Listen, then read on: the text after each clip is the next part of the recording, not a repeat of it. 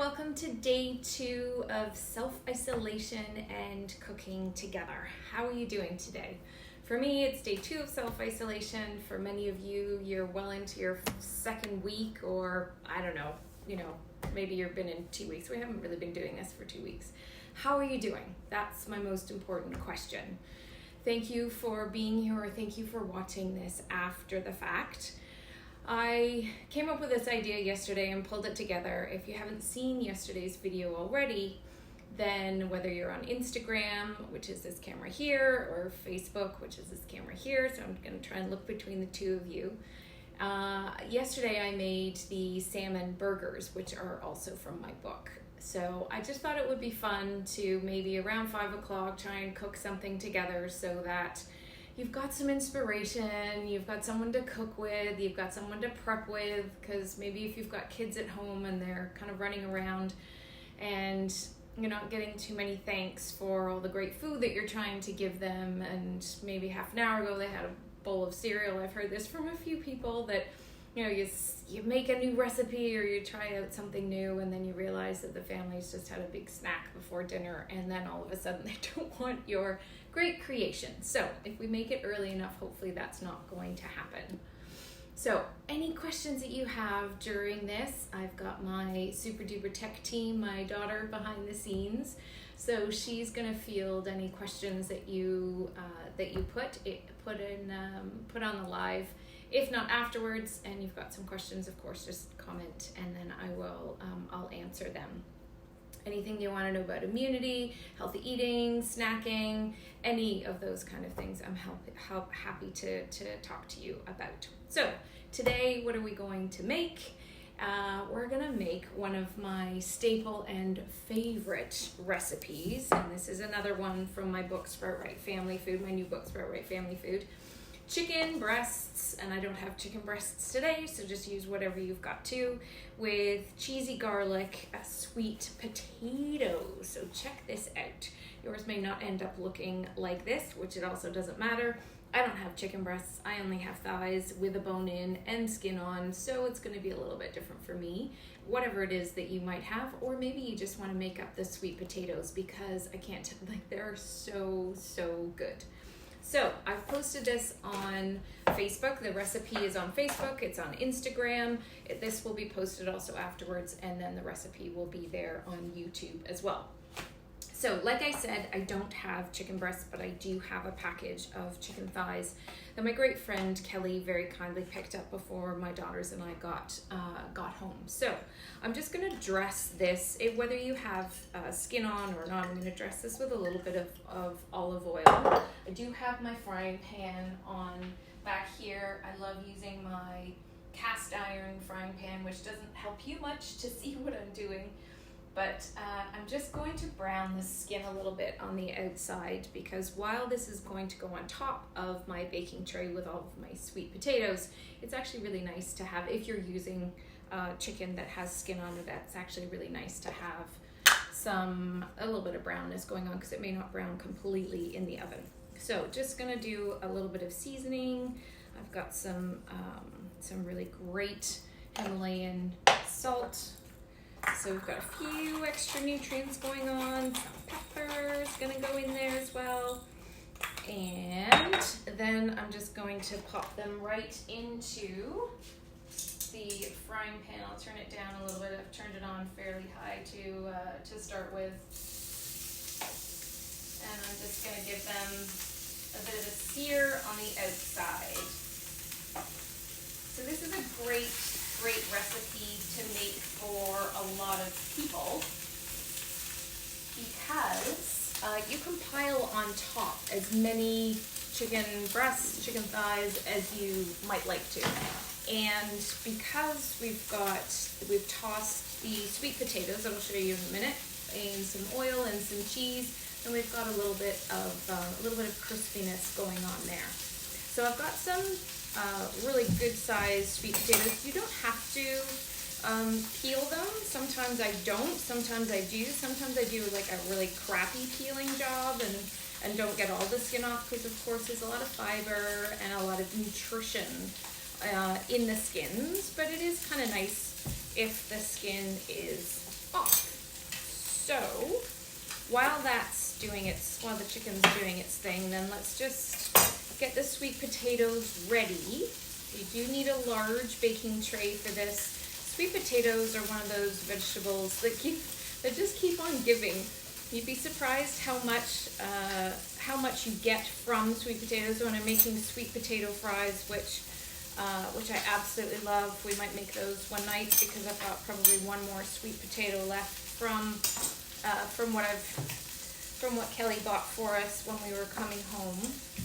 In this case, we're going to do rounds of the sweet potatoes. So you kind of can't always find a really flat spot, but please make sure that you're confident you've got a nice sharp knife. And then you just want to do some fairly thin rounds of these. You could do them any shape, but I don't know, that's just what I created and came up with the rounds because they're kind of fun to eat, a slightly different size. So if you're not too confident, you could cut this in half like this and then carry on. Let me show you what that looks like, because then you're ending up with a flat surface, which is far easier to chop. They just look a little bit different, but if your whole pan looks the same, then that's totally fine. So I've got a nice big bowl here that I'm going to put all of these into. Try and separate them as you're putting them in, because you want to really coat the outside as much as possible with the oil and the cheese and the garlic, because that's what makes them taste so delicious.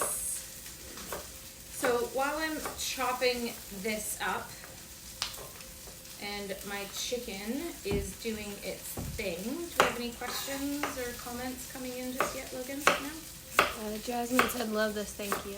Pardon? Jasmine said, "Love this, thank you." Oh, you're very welcome, Jasmine. Thanks so much for being here and watching and being inspired. So I want to talk to you a little bit about why sweet potato is the one to use, because it's so, I mean, look at the color. So, you know, some sweet potatoes are super orange, some of them you can get are purple, but anytime, I'm going to show you again just to chop that one in half so that you can really go along and not chop your fingers off. Sweet potato are, just like carrots, are really high in an antioxidant called beta-carotene. They're also really high in vitamin C. And I can't, the research that I've been reading over the past 2 days about vitamin C and the importance of it to do with the coronavirus, I read an article today that in New York City they're treating anyone with coronavirus with IV vitamin C. So as soon as vitamins end up, and let me just flip these.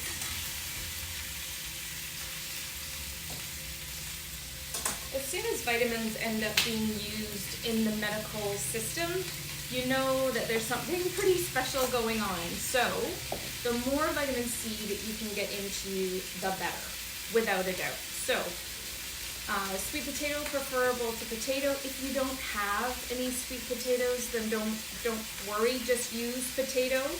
Sweet potato tend to cook faster than potatoes as well, so you might have to adjust the timing just a little bit on this. So to my sweet potatoes, I'm gonna add some olive oil, put those off to the side.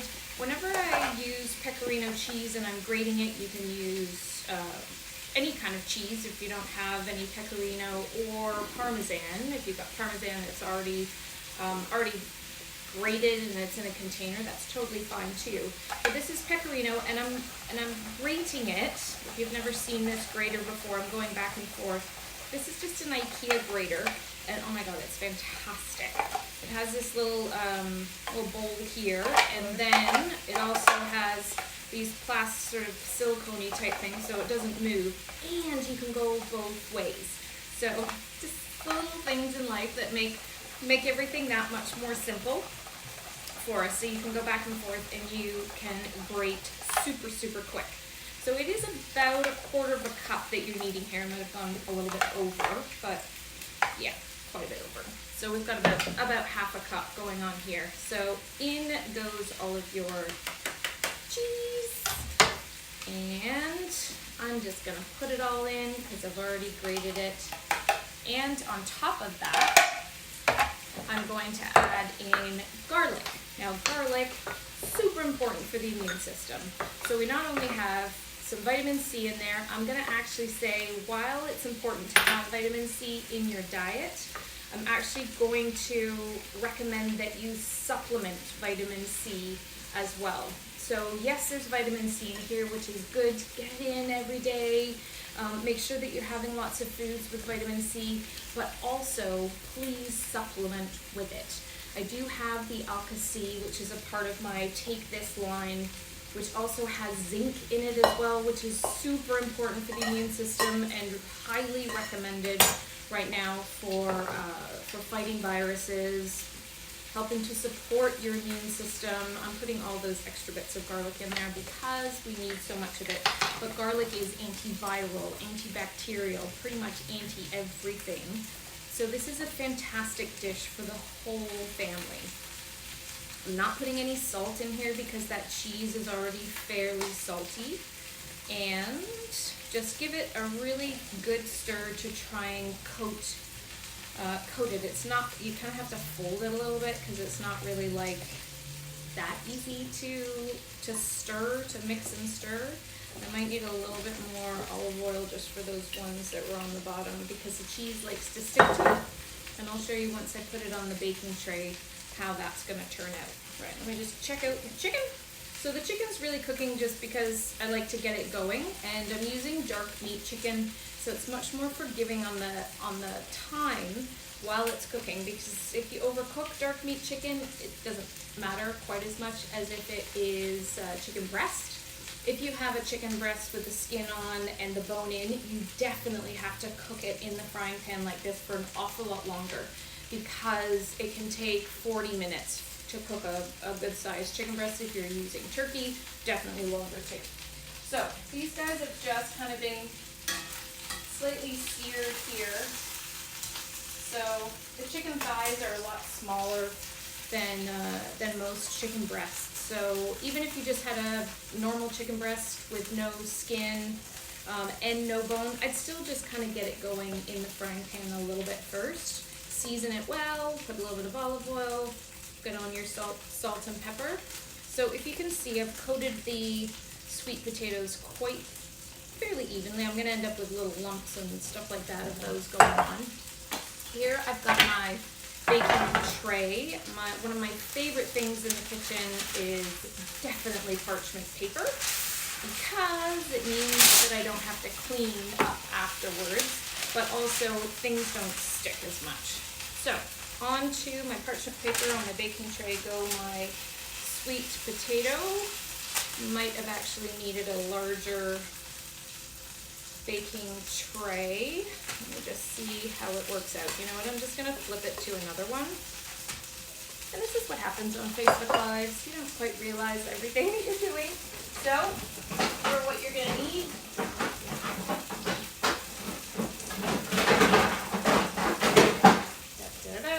slightly larger one, transfer, just like that, and hey presto.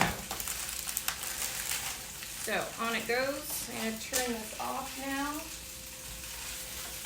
and move that off. And then you want to space these guys out quite evenly so that they're not in a big pile like what I have right here, because you want to make sure that there's cheese on every bit, there's a little bit of garlic on every bit, there is some oil. Remember, we didn't salt and you could put pepper on it if you want, but I don't know, you can do what you like, but you definitely don't need salt because we've got the saltiness from the cheese already. So slightly different because I've chopped some of them in half. I did actually make one to do kind of like what I do when I do TV and bring one out for you, just to show you what it's gonna look like after without the chicken, because I don't have that much chicken to spare to do a full-on TV reveal. So there we go. And most of these are fairly uniformly the same thickness. That guy's a little bit thicker. So it might just take a little bit longer, but that's basically it. Okay, so once they're all nice and spread out, just gonna fill in that hole right there. And then I'm gonna take the chicken and just put it on the top. And then this whole tray is just gonna go in the oven. Now this one is the biggest one. These two will not take very long to cook. So if you have the choice, I didn't have the choice, of course, to get everything that's uniform or choose the chicken thighs that I was buying. So whatever. Some of them are going to be a little overcooked and some of them are not. So this is it. And this is just going to go in the oven, probably for about 25 minutes. I'm going to suggest that because of all the sweet potatoes. So you can follow the recipe or just know that you can change it up a little bit. You know, if it's not quite cooked or it's not looking so lovely just yet, then you're going to need to cook it for a little bit longer.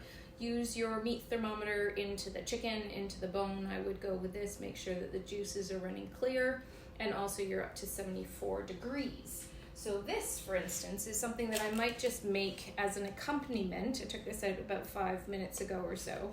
So this is what the sweet potatoes are gonna look like in the end. The chicken's gonna be all cooked, and they are absolutely delicious. If you want them looking a little crispier than this, that's absolutely fine. But when I put the knife into even the thickest one, there's no resistance. That sweet potato is lovely and cooked. I'd probably throw this back in to the oven for about another 5 minutes just to get it a little bit crispy. But that's basically it. So the recipes in my book really are super fast. Look online, look on sproutright.com for lots and lots of other recipes that are there. We didn't just have an earthquake look and just moved a little bit. So any of the recipes that are in my book, you're gonna find to be really, really quick. If you happen to have a request of something that you want to try, maybe it's a snack that you want me to make tomorrow, or maybe it's a breakfast that you want me to make tomorrow, like the overnight French toast, for instance, is a fabulous breakfast. Maybe it's, maybe it'll be the blender pancakes that my daughter absolutely loves, so she might make those for you, and so that you can show your kids how to make something, because while they're home, part of the homeschooling that we're doing with our kids, if we're getting there with the day that we have while we're trying to work and look after them and just do everything and manage in this self-isolation situation, whether you're going out or not, doesn't matter. It's great to have the kids coming into the kitchen and being involved in what's happening in the kitchen and having a say in what they're going to have. There's also something like the Go Faster granola bars. If you haven't made those before, you'll just be able to look for just Google Go Faster granola bars, because I've taken those on TV a whole bunch of times, and you'll find that recipe if you don't happen to have my book. Of course, you can get it online at sproutright.com or order it from Amazon or from Indigo Chapters if you feel like you need some inspiration. But truthfully, there's tons of recipes online that you're going to find so that you can try something a little bit new. So I'll be back again tomorrow at 5 o'clock. Please get all of that vitamin C into you as much as possible. If you want more information about my Alka-C, you'll find that on sproutright.com, and there's a video there. Of course, you can purchase. Everything is going out as normal, a day or two slower with the post at the moment, so I've been told, but I still have lots in stock for the moment. And also get that vitamin D, D3, the Sunshine D3 and K2, because those two are the most important for supporting your body, supporting your immunity and your immune system, so that you're in great shape and really targeting the lungs in particular as well. So any questions that you might have, any comments, just pop them down below, and I look forward to seeing you tomorrow. And if you've got a picture of how your dinner ends up looking, why don't you post that below too? Thank you. Take good care. Hold on, because this will one day will end, but I'll be back tomorrow with a whole new recipe for you. Take good care. I'll see you then.